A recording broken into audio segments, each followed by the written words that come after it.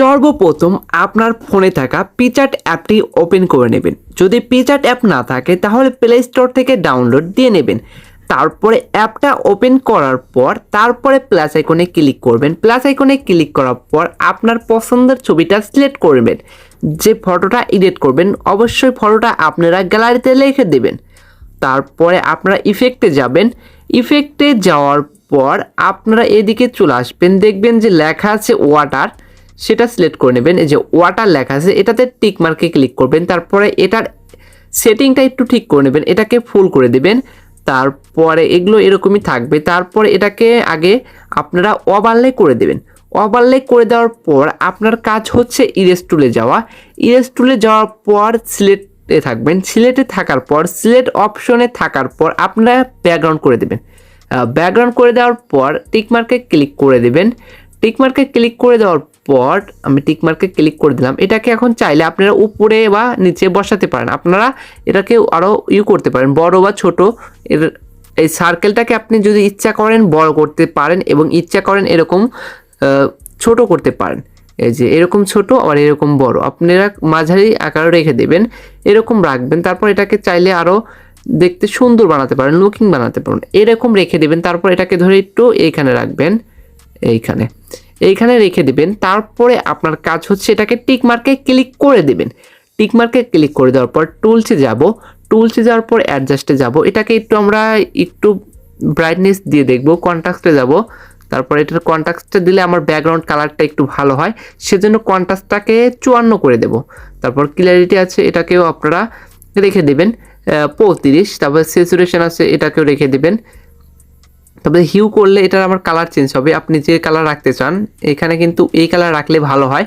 এই কালার রাখার পর আপনার ফেসে তো কালার পড়ে গেছে, এই ফেসের কালারটা তো চেঞ্জ করতে হবে। এর জন্য আপনারা ইরেজ টুলে যাবেন। ইরেজ টুলে যাওয়ার পর এটাকে আপনারা এদিকে যাওয়ার পর ব্যাকগ্রাউন্ড করে দেবেন। ব্যাকগ্রাউন্ড করে দিলে আপনার কোথাও পড়বে না। যদি পড়ে তারপরে আবার এরকম ঝুম করে দেবেন, দেখবেন যে আমার হাতে পড়েছে। তারপর এটাকে এরকম করে ইরেজ করে দিতে পারেন খুব সুন্দরভাবে।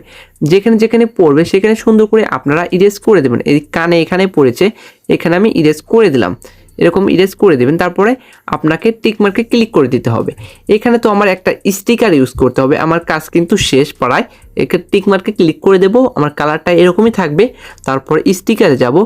স্টিকারে যাওয়ার পর আমরা সার্চ বক্সে যাব। তারপরে বেলুন লিখে সার্চ করে দেব। বেলুন লিখে সার্চ করার পর এইখান থেকে আপনারা চাইলে যে কোনো বেলুন ব্যবহার করতে পারেন।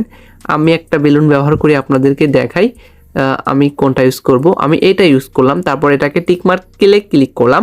এখন এটা ডাউনলোড হয়ে যাবে, কিছুক্ষণের মধ্যে কিন্তু ডাউনলোড হয়ে যাবে, আপনারা একটু ওয়েট করবেন। ডাউনলোড হওয়ার পর এটাকে আমরা তো এখন হাতের এখানে রাখতে হবে, সেজন্য এইখানে রেখে দেব, একটু ছোট করে দেব যেন আমার এটার সাথে ভালোভাবে অ্যাডজাস্ট হয়ে বসে। এরকম ছোট করে দেবেন। তারপরে ইরেজ টুলে যাবেন। ইরেজ টুলে যাওয়ার পর এটাকে ইরেজ টুলে যাবেন, হার্ডনেসটাকে কমিয়ে দেবেন। তারপরে এরকম করে ইরেজ করে দেবেন। তাহলে কিন্তু আপনার মনে হবে যে এটা আপনার হাতেই রয়েছে। এই যে এরকম করে ইরেজ করে দেবেন। আপনার যেখানে যেখানে আছে সেখানে ইরেজ করে দেবেন, তাহলে মনে হবে যে হার্ডনেসটাকে একটু কমা দেবেন। তারপরে এরকম ইরেজ করে দেবেন, তাহলে মনে হবে যে হাতে আছে। তারপর টিক মার্কে ক্লিক করে দেবেন, এরকম করে রেখে দেবেন। দেখতেই পারছেন কিন্তু আপনার ইরেজটা কিন্তু খুব সুন্দরভাবে হয়েছে। তারপরে টিক মার্কে ক্লিক করবেন, আর একটা টিক মার্কে ক্লিক করার পর আপনার ফটোটা গ্যালারিতে সেভ করে নেবেন। আমার ফটোটা কিন্তু গ্যালারিতে সেভ হয়ে গেছে। আপনি যদি এই ধরনের ফটো এডিট পিকচারের মাধ্যমে শিখতে চান, আমার ইউটিউব চ্যানেলে অনেক বড় প্লে লিস্ট দেওয়া আছে, অনেক ধরনের এডিট দেওয়া আছে। পিকচার অ্যাপ দিয়েই আপনারা খুব সহজে এডিট করতে পারবেন। আজ এই পর্যন্তই, দেখা হবে পরবর্তী কোনো ভিডিওতে। এই পর্যন্ত ভালো থাকুন, সুস্থ থাকুন, আল্লাহ হাফেজ।